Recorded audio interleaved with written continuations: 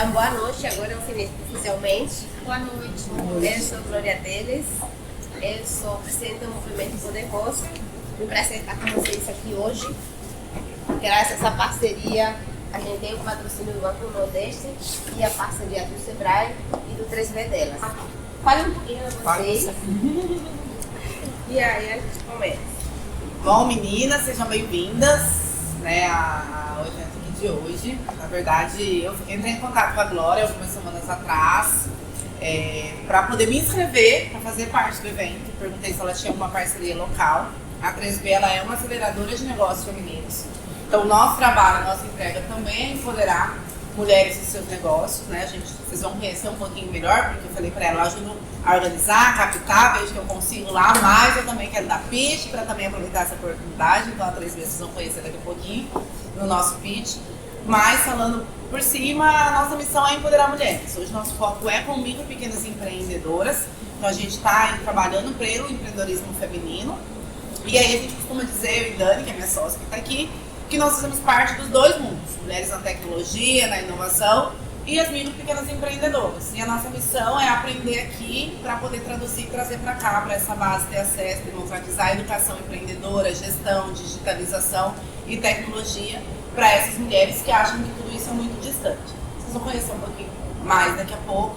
E eu agradeço demais a presença da Glória, que veio lá de Salvador para nos ouvir hoje e para ver quais são os caminhos, né? No Poder Rosa, junto com o Banco do Nordeste, essa iniciativa que eu achei incrível de empoderar ainda mais o nosso negócio. Então, aproveitem o tempo de hoje aqui com a gente. Sejam bem-vindos. Obrigada.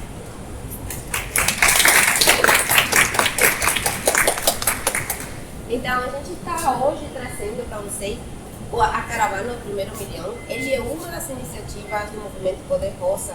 O Movimento Poder Rosa ele não é um grupo de mulheres, ele é uma iniciativa para apoiar grupos de mulheres já existentes. Então, nós ajudamos grupos de mulheres a ajudar as mulheres a alavancar seus negócios. E com essa iniciativa, a gente está trazendo oportunidades de financiamento dos negócios, captação de recursos de diferentes fontes. Então, hoje a gente vai ver como captar desde subvenção econômica, que é aquele dinheiro baratinho, que em princípio a gente não precisa devolver, mas tem de graça, e até chegar ao investimento de risco. Então, a gente está fazendo essa caravana por 10 capitais, nas quais o Banco do Nordeste tem atuação. Então, a gente fez Espírito Santo, Belo Horizonte, Salvador, Aracaju e por aí vai. São 10, a gente já está terminando essa semana. Então, a gente vai passar rapidinho o vídeo do Banco do Nordeste e a gente começa com o conteúdo. Depois do conteúdo, a gente vai fazer os pitches de vocês. Para o microempreendedor urbano ou rural. Para mini, micro ou pequena empresa. Para média e grande empresa também. Para o mini, micro e pequeno produtor rural. Ou para o agronegócio. Para o estudante e para a pessoa física. E até para a infraestrutura. O Banco do Nordeste tem soluções para impulsionar todos os setores. E assim, ajudar no desenvolvimento da região. Tá esperando o quê? Vem ser cliente do Banco do Nordeste. A gente vai começar mostrando uma linha em que momento do desenvolvimento do projeto de vocês podem acessar esses recursos. A gente tem acesso tanto a recursos públicos quanto a recursos privados. Recursos reembolsáveis e não reembolsáveis. Sabe a diferença entre reembolsáveis e não reembolsáveis? Não reembolsáveis são aqueles recursos que você recebe e você não tem que devolver. Eles também são conhecidos como fundo perdido. Eu não gosto de dizer fundo perdido porque fica assim como um descompromisso, né? Então, acho melhor aquela ideia de recurso não reembolsável. Então, ele não é fundo perdido porque você recebe esse recurso para entregar alguma coisa. Então, você se compromete em ter um resultado no final. Então, a gente tem recursos públicos, depois a gente vai falar bem sobre eles, mas você pode ver que existem recursos públicos, existem recursos de doações, existem recursos específicos para inovação. Esses recursos são bem interessantes porque ou eles são subvenção econômica, quer dizer que você não tem que devolver, ou eles têm uns juros mais baixos do mercado, aqueles recursos de inovação. A gente vai falar muito sobre eles. E você vê que em diferentes momentos do seu negócio, com diferentes recursos que você pode acessar. Então a gente começa falando sobre o recurso mais barato que tem hoje no mercado. Por quê? Porque você não tem que devolver. Então a gente fala barato, não de graça, porque não tem nada de graça. Você vai ter que dar alguma coisa em troca. Então a gente fala sobre inovação aberta. Não sei se já vocês ouviram falar sobre inovação aberta. O que é inovação aberta? As empresas, principalmente as grandes empresas, elas precisam inovar. Só que elas, como são uma estrutura tão grande, eles acabam de ter eles ficam muito envolvidos na operação, no dia a dia, e eles não têm umas grandes equipes para inovação. Então, o que eles fazem? Eles abrem seus desafios para empresas e pessoas externas, a empresa em si, darem soluções para esses desafios. Então, por exemplo, eu trouxe aqui a Ambev, ele tem um programa que chama Além da Ambev, na qual eles lançam desafios nesse site aí, e você propõe uma solução para essa necessidade que a empresa tem. A empresa, gostando da solução que você tem, ela te contrata para você fazer essa solução. Então, você faz a solução e não só você ganha dinheiro para fazer o desenvolvimento, mas você também depois fica prestando serviço para a empresa com a solução que você desenvolveu com o dinheiro deles. Então, é um negócio bem interessante. A mesma coisa, a Braskem tem um clube que chama os IGEAs, que faz a mesma coisa, eles lançam desafios. E é interessante que essas empresas, elas lançam desafios e não são totalmente voltados para o core do negócio deles. Então, por exemplo, a Ambev, ela não lança desafios só sobre bebidas. Ele tem desafios tecnológicos, ele tem desafios de recursos humanos, ele tem desafios dos mais diversos. Então, sabe, porque às vezes você pensa, eu não trabalho com bebidas, então não tenho nada a ver com a Ambev, mas ele tem todo tipo de desafios. Então sempre é bom ficar acessando essas empresas.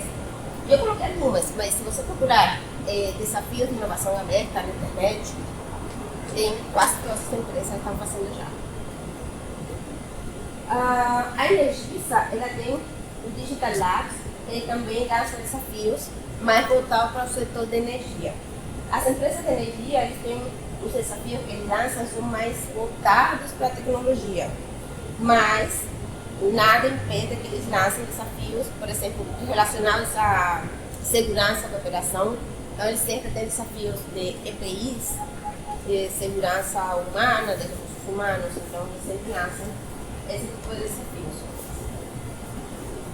Também, assim, pegando o gancho do setor de energia, existem programas específicos de pesquisa, desenvolvimento e inovação. As grandes empresas, tanto de informática, aquelas que montam equipamentos de informática, ou que montam equipamentos de telecomunicações celulares, essas coisas, as empresas que geram energia ou transmitem energia, e as empresas que produzem petróleo e gás, todas essas empresas elas têm obrigação de investir em pesquisa, desenvolvimento e inovação.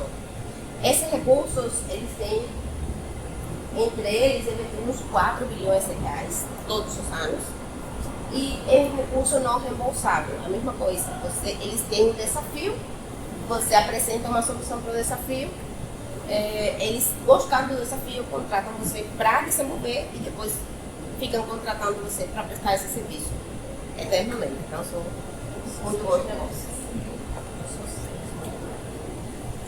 Também tem subvenção econômica. Subvenção econômica são recursos, o que a gente viu até agora são recursos privados. Agora, a gente está falando de subvenção econômica, são recursos públicos. Eles são um pouco mais, têm regras um pouco mais rígidas, mas também são mais simples de se acessar. Então, normalmente, eles lançam editais. Então, como é subvenção econômica, você precisa ter uma empresa para poder acessar esses recursos. Aos anteriores, não obrigatoriamente precisa ter uma empresa. Para esses recursos, você precisa ter sua empresa registrada. E sempre são lançados editais. Nesses editais, eles explicam exatamente o que eles querem, o que você precisa fazer, o que precisa entregar, como prestar contas. E o interessante é que você só se compromete em desenvolver e entregar aquele produto, mas você não tem que devolver o dinheiro que você recebeu para o desenvolvimento. Então, hoje tem muitos editais abertos. Você trouxe alguns, tem quando um desses tem essa energia renováveis, a FINEP, essa energia renováveis, quando um desse, você pode pedir entre 100 mil e R$1 milhão para desenvolver projetos no desenvolver. A FINEP está com uma capital para soluções de inteligência artificial para o poder público. Então tem saúde, tem segurança pública, tem diversos setores. E eles estão dando entre 3 e 4 milhões de reais para desenvolver projetos e não precisar devolver. Então, são recursos bem interessantes. Não só o Banco Nordeste, né, mas tem diversos agentes com editais em aberto que vocês podem acessar. Apenas ficar de olho em o que está vindo para vocês acessarem. Também existe financiamento e inovação. Aqui agora a gente já está falando de financiamento. É recurso que você pede e tem que devolver depois, com você pagando os juros. Então, no momento que tem no mercado, existem diversas formas de financiamento. Tem capital de giro, tem financiamento para implantação, diferentes coisas. Mas hoje no mercado que tem uma melhor taxa, tem que ser uma taxa menor para você aplicar nas empresas e financiamento à inovação. Porque ele tem um período de reembolso de até 16 anos, a carência de até 4 anos e a taxa de juros menor do mercado. Atualmente, ela está entre 9% e 15%. E você consegue esses recursos no Banco do BNDES, no FINEP, Banco do Brasil, Banco Nordeste, diversos bancos públicos. E me falou uma coisa importante sobre esses recursos. Daqui a pouco eu lembro o que eu ia falar. Então, esses recursos. Pode passar. Então, aqui como eu estava falando, existem outras diversas linhas de crédito. Essas aqui são do Banco Nordeste. O Banco Nordeste tem até uma linha específica para mulheres, porque o Banco Nordeste, a maior parte dos clientes são mulheres. Então, eles têm, chega a 70%, eu acho, dos clientes do banco são mulheres. E as mulheres também têm uma taxa mais de adimplência muito melhor do que os homens. Então, eles apoiam muito a mulher, tem a visão deles em relação aos negócios de mulheres é muito melhor do que muitos outros bancos. Então, tem diferentes linhas de coisas específicas para mulheres. Então, como eu estava falando, tem todos esses tipos de financiamentos, mas o melhor é o ia falar uma coisa. É o do inovação. É interessante quando a gente fala de financiamento e inovação, a pessoa pensa que você tem que inventar a roda para poder ganhar recursos de inovação. Mas no caso desses recursos que são financiamento, aquele que você tem que devolver depois, eles apenas você precisa mostrar que o que você está fazendo é inovador para você, para a sua empresa. Então você não precisa criar um sistema novo. Por exemplo, você faz coxinha na mão, manualmente. Você vai comprar uma máquina de coxinha para a sua empresa. Uma máquina de coxinha já hoje não é uma inovação no mercado, mas para a sua empresa é uma inovação. E você pode conseguir recursos para fazer isso. Por exemplo, eu tenho uma empreendedora agora que pegou recurso porque ela trabalha com serviços de...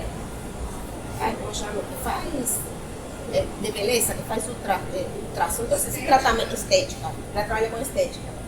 E ela já tem uma empresa faz um tempo, mas os equipamentos ela alugava de uma outra pessoa. Então, ela pediu curso de inovação com uma taxa bem baixa para comprar os equipamentos dela. Então, isso aqui não é uma inovação no mercado, mas para ela foi uma inovação. Então, ela conseguiu um recurso com uma taxa bem interessante e o negócio dela cresceu bastante. Recentemente, o governo federal, agora em 31 de agosto, lançou um projeto de 66 bilhões de recursos para a inovação. Então, esses recursos vão vir através das diferentes entidades locais, então pode vir através do SEBRAE, pode vir através da Fundação de Apoio Fundação de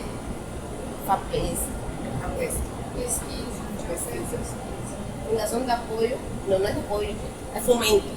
São fundações de apoio. É porque as de apoio são das universidades. Então são as fundações de fomento e esses recursos vão vir desses 6 bilhões, desses 66, desses 6 bilhões serão concedidos por editais a fundo perdido, aquele que a gente chama de subvenção econômica.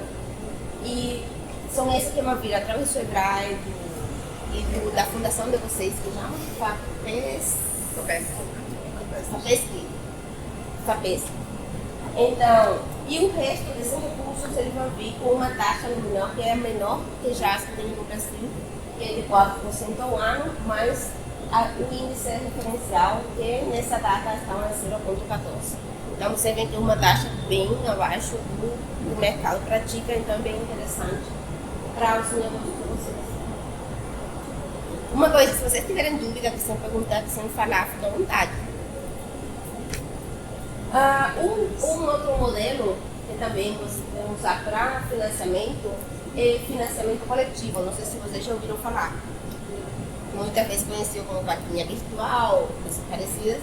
São plataformas que elas já são autorizadas e a partir delas você consegue encontrar investidores para os seus negócios. Conhecem todos? Não precisa falar muito como funciona, vocês já conhecem. Então você pode colocar seus projetos lá, é uma forma bem simples de você captar recursos, apenas precisa um pouquinho de divulgação, mas é uma forma bem simples e barata de vocês financiarem seus negócios.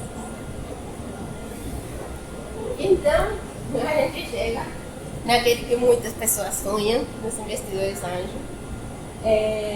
O investidor anjo é o primeiro investidor do que a gente chama de capital de risco. São pessoas que apostam na sua empresa, apostam em você. Normalmente eles apostam em você, não tanto na empresa, porque muitas vezes o capital, principalmente o anjo, quando o anjo entra, você está tão começando que ele está apostando mais no empreendedor do que na proposta em si.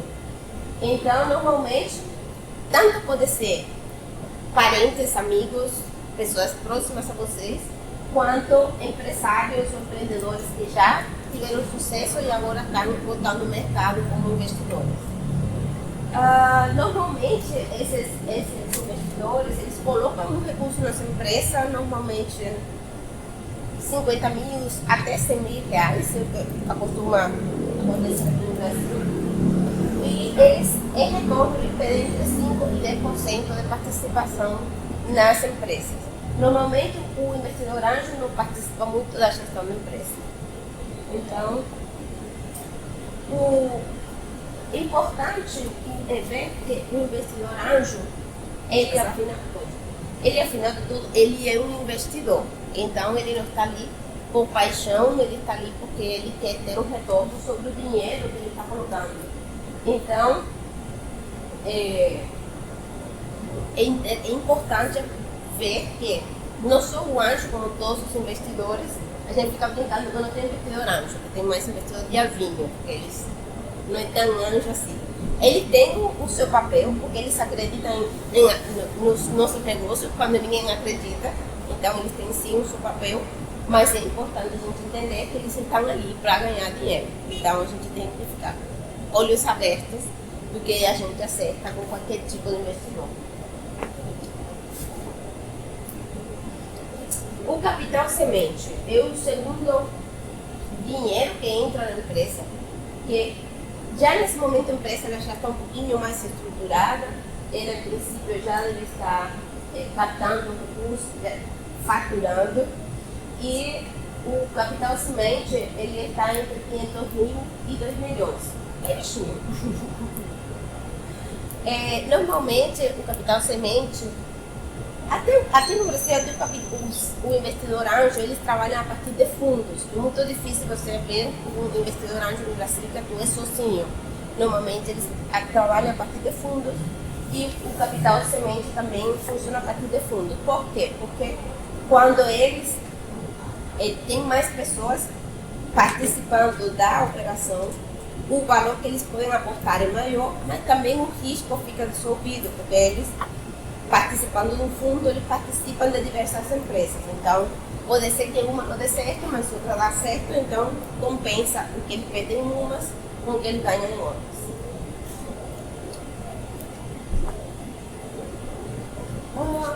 O capital, o venture capital, eles são fundos que eles investem a partir de 2 milhões até 10 milhões e eles focam em empresas que já estão faturando alguns milhões. Então, é difícil você conseguir 2 milhões. A gente vê muitas vezes um empreendedor dizendo: eu quero 2 milhões para o negócio. E o negócio ainda não está faturando nada. Então, é muito difícil. É assim, não tem nada impossível em investimento. Você pode ter uma ideia, sabe, uma ideia assim meio maluca, e a pessoa comprar a sua ideia e dar 15 milhões. Existe. Só pela ideia. É pouco provável, mas existe, não é impossível. Mas, para você conseguir que alguém te dê 2 milhões de reais, normalmente eles exigem que a empresa já esteja faturando e bem.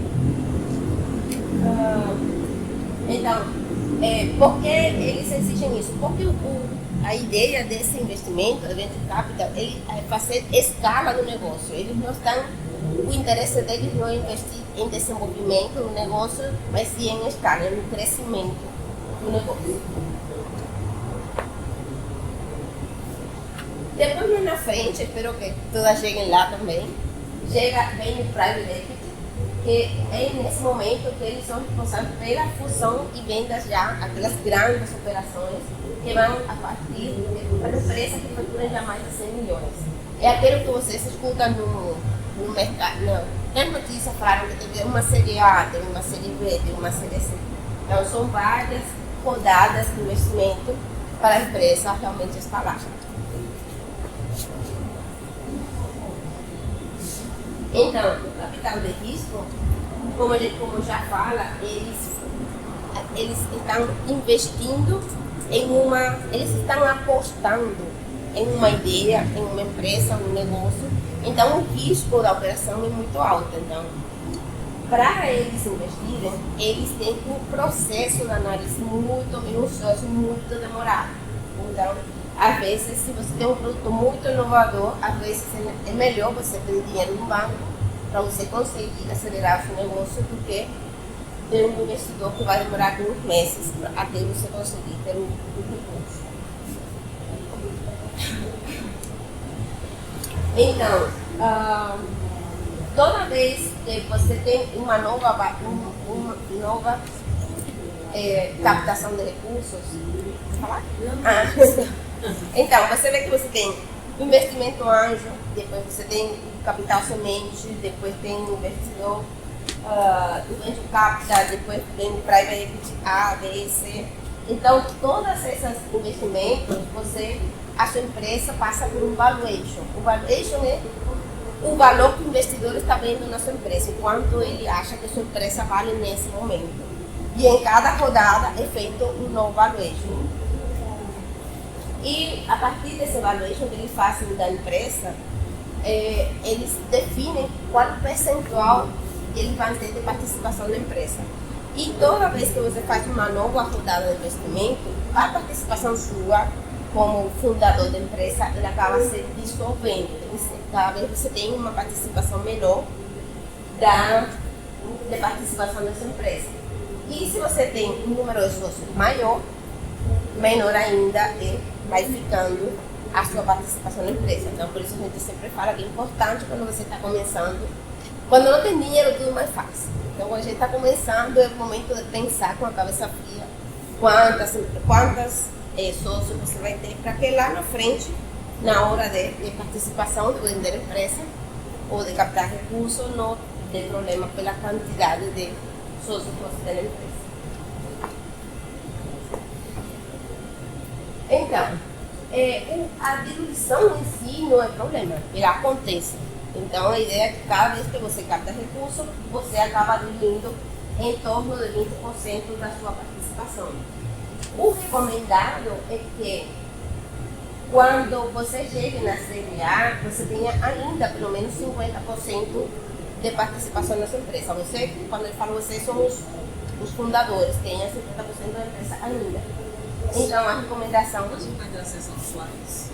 Sim, ele está na plataforma já.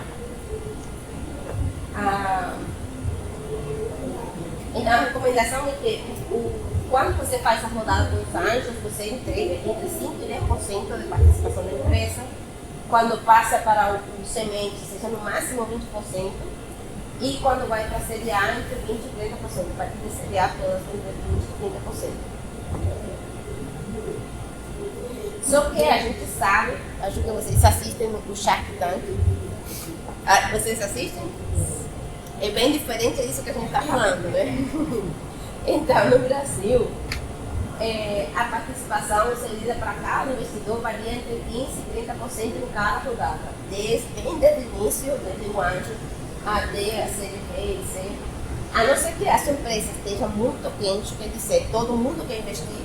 Então, você tem como negociar, e aí você consegue baixar essa participação a 15% e em casos muito raros até 10%. Se você não tiver com uma empresa muito quente, o provável é que eles queiram entre 30% de participação em cada rodada. Então, é difícil. É difícil. E não só isso, eles não só querem participação de no mínimo 30%, como também querem ter o controle da empresa. Então, sempre que você for captar recurso, tem que levar em consideração cada linha que está no contrato. Lá no contrato de investimento não tem nenhuma linha à toa. Tudo que está lá é contra você. Então, tem que ler tudo certinho antes de assinar qualquer coisa.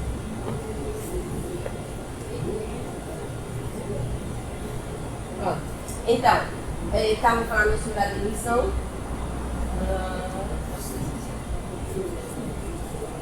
Então, normalmente a gente está falando de dinheiros caros e baratos. Normalmente aqui no Brasil as pessoas pensam que um dinheiro o dinheiro que você pede emprestado no banco, um dinheiro caro, e teu dinheiro de investidor, um dinheiro barato.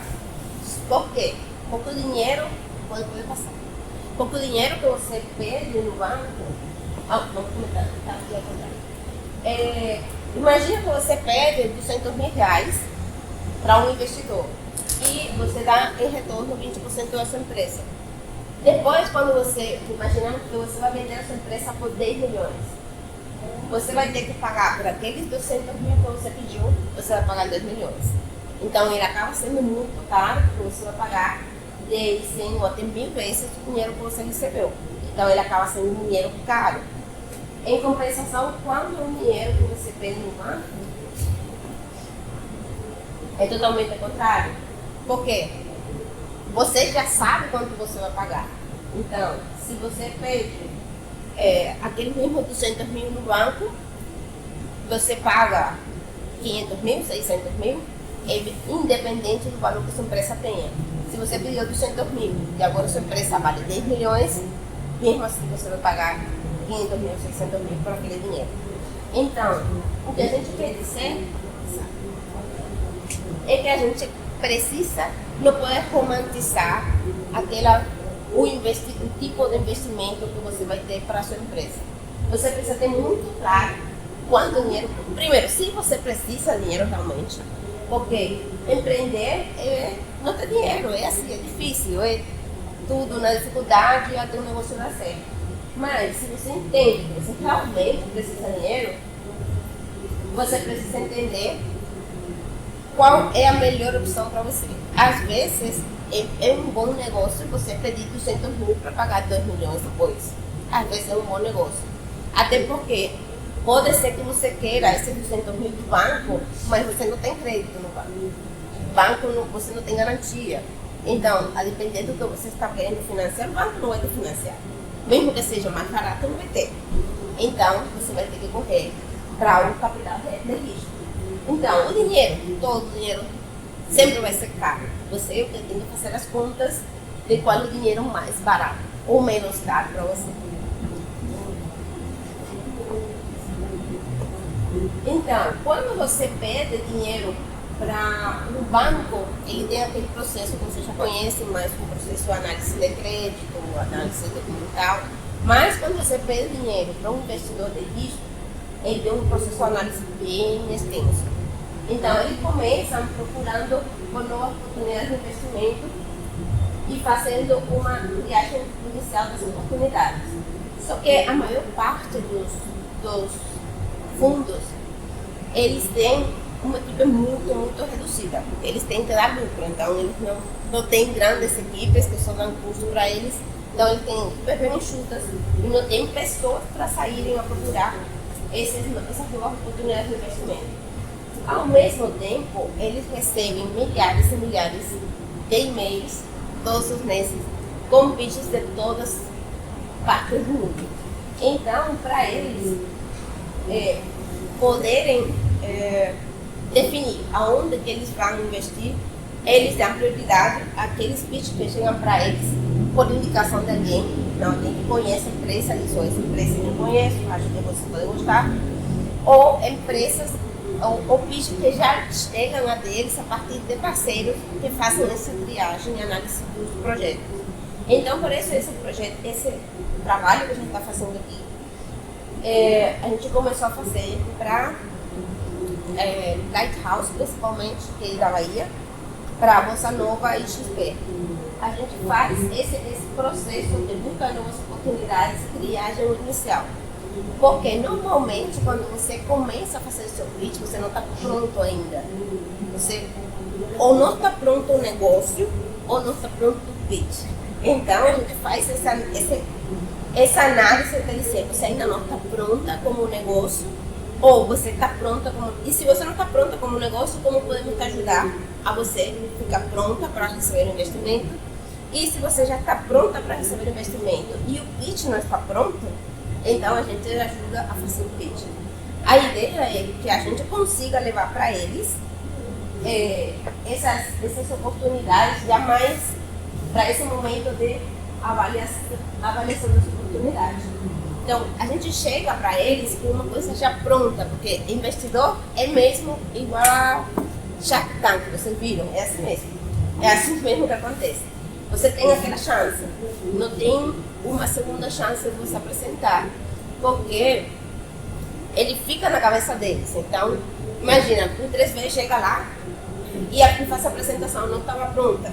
Então, eles vão avaliar como eles não avaliam que não estava pronta a apresentação. Eles vão na cabeça deles queda como que o projeto não era bom, porque você não conseguiu apresentar da forma certa. Na cabeça deles fica o projeto ruim. Aí quando você vem uma segunda vez apresentar, eles já estão com preconceito dizendo, esse eu já vi. E eles me escutam novamente, esse eu já vi. Sabe, fica isso. Então, por isso que a gente precisa fazer esse trabalho prévio, para quando você tiver a sua primeira chance, seja a chance de você captar o recurso. Então a gente faz esse trabalho até a adequação dos fichas e leva para eles já como oportunidades. Eles fazem a pré-seleção da proposta, porque mesmo que a gente saiba que está pronto, eles podem gostar ou não. Porque cada investidor é um investidor, cada fundo é um fundo, cada um tem sua tese de investimento diferente. Então, a gente normalmente encaminha para o fundo que a gente vê que tem uma maior adequação à proposta com até esse investimento deles, mas mesmo assim ele pode dizer, não gostei, e não investir. Mas aí eles fazem uma avaliação das oportunidades e fazem uma pré-seleção das propostas. Depois que eles definem quais são as propostas que eles gostaram, acharam que está legal, que podemos investir, eles partem para o valuation. Ele começa a perguntar, sim, você quer quanto e quanto você vai dar em retorno. A partir de, se eles acham que o valuation está dentro do que eles esperam, normalmente eles negociam, não, 20, 30, ele vai. Aí vai para a due diligence, que é o momento em que eles avaliam tudo sobre a empresa e sobre o empreendedor. Então eles vão verificar onde você nasceu, com o pai se casal, se tem filho, tudo sobre a vida sua e da empresa. E estando tudo certinho, aí eles negociam todos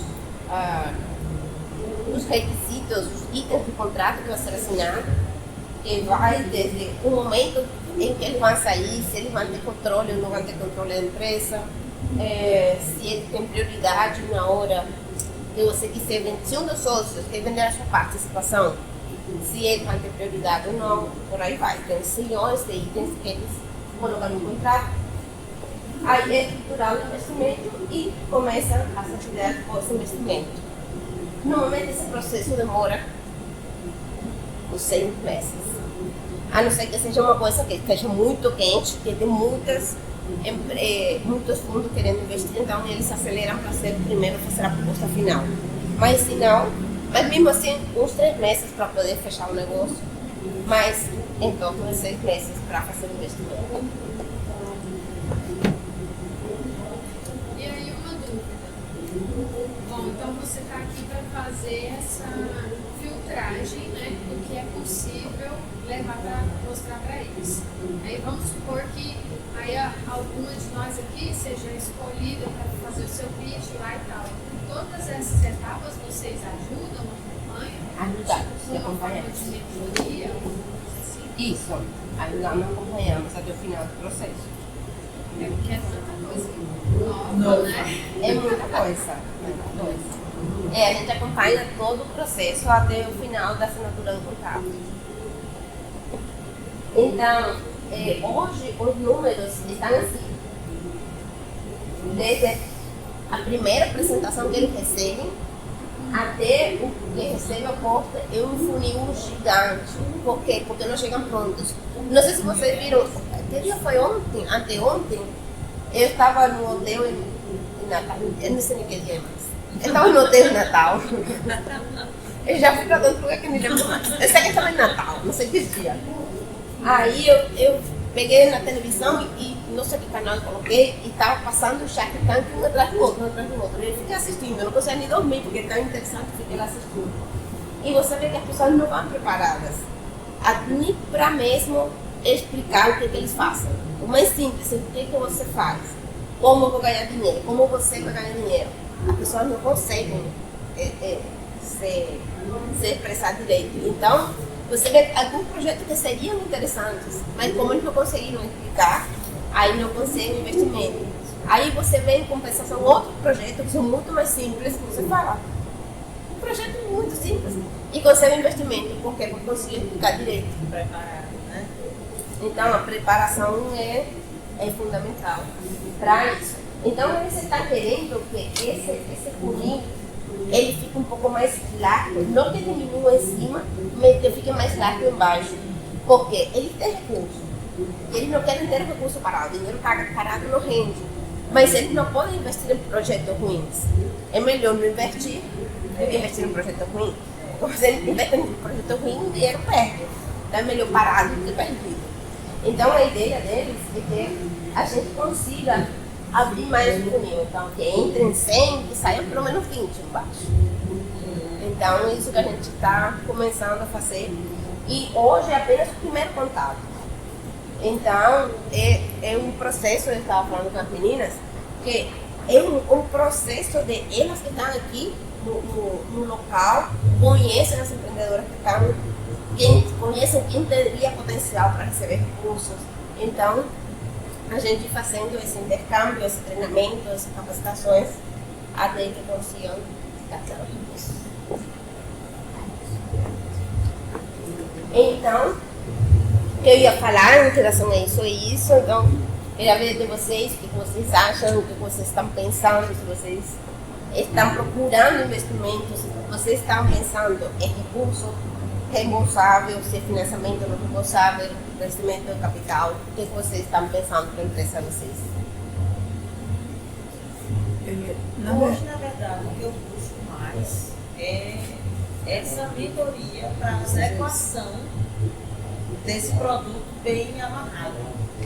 Né? Porque o que eu passo, eu acredito que é o que a maioria passa, é que a gente fica muito tempo na operação, né? Então, uma parte de gestão, a parte da estratégia, de falar rápido o que meu produto realmente faz, acaba se perdendo, porque a gente está tão operacional que ser enxuto e direto é difícil. E é interessante que quando a gente fala de pitch, ele não é importante apenas para você captar recursos, mas também para vender o seu negócio. Muitas vezes você tem um produto ou serviço muito bom e você não consegue vender porque seria previsto, apenas porque você não consegue comunicar exatamente o que você faz da forma que o cliente, de forma que você engaja o cliente, né? Então, a gente tem um modelo. Você pode mudar para outra apresentação? Eu não vou passar o modelo aqui agora, mas ele está na plataforma e vocês podem fazer tanto o pitch quanto o seu pitch para o dia a dia. Aquele pitch para o seu cliente. Então, você vai ver que ele é totalmente desformatado, porque a gente tinha um feito todo bonitinho, e aí acabou que essa empreendedora começaram a fazer exatamente como a gente colocou, na mesma cor, a mesma disposição, o mesmo tudo. Então a gente deixou totalmente em branco para que a criatividade de cada uma consiga fluir de uma forma mais tranquila. Deixa eu ver. Sim, então você pode ver, pode passar um ou dois slides, que é importante não só que ele visualmente seja bonito, mas também, mas principalmente o que você vai dizer seja o que o cliente quer ouvir. Então a gente não pode fazer o nosso pitch baseado no que eu faço, no que eu entrego ou como que eu faço.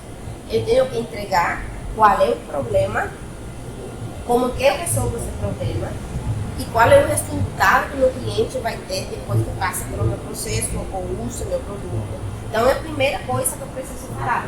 Então, por exemplo, você pode ver aqui o Airbnb. Você pode botar? Passa mesmo. Esse. Ajudamos o viajante a alugar casa sem benefício. Sabe, você vê uma linha e diz exatamente o que você vai fazer. Então, todo o pitch aqui são umas 15 slides? 19. Mas tem uns 3 que são de apresentação. Então, em torno de 15, 17 slides. E todos vão ser assim, dessa forma. Vai passar no vídeo. Ele diz exatamente mais ou menos o que se espera que você coloque e dá umas dicas de como fazer, umas perguntas que você vai fazer para responder. Importante é que quando você for fazer um slide para apresentação, não coloque muito texto no slide. Você tenha esse conteúdo todo na cabeça ou nas notas, em algum lugar, mas que o slide tenha apenas a frase de impacto para não tirar a atenção da pessoa. A pessoa escuta o que você está falando e não leia o que está escrito. Porque na fala você consegue convencer mais do que com o que está escrito. E quando você tem muita coisa escrita, a atenção vai para o escrito e não para o que a pessoa está falando. Então é importante que no slide não tenha muito conteúdo. Mas aí a gente vai deixar esse gente compartilha com elas?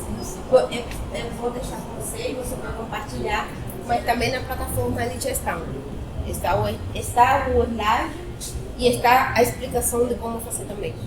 E o vídeo também. Tem um vídeo. Tem um vídeo só explicando. Ah, você viu? Uhum. Tá lá já. Certo? Então. Pronto, então dúvidas em relação a isso? Sobre pitch bastante.